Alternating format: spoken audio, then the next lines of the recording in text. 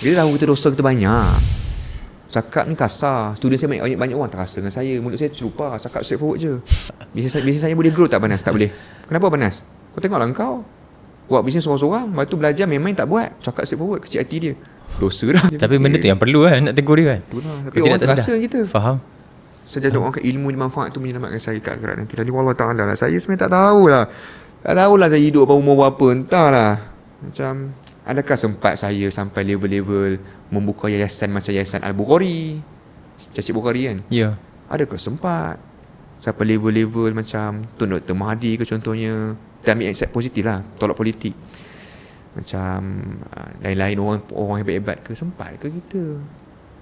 Macam itulah. Banyak benda saya berfikir. Saya just buat yang terbaik je lah. Ada duit pun tak tentu kita masuk syurga.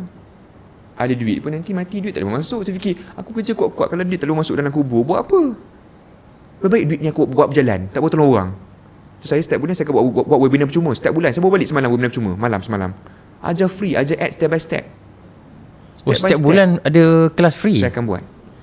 Sebulan sampai 2 kali. Akan buat. Walaupun orang kata macam-macam, kat ujung upsell tu ujung sikit je. Nak masuk seminar masuk, tak nak masuk sudah. Ada je sales naik sebabkan webinar percuma. Saya harapkan tu je lah, buat yang terbaik supaya nanti kalau meninggal nanti adalah benda baik tertinggal. Tu je lah.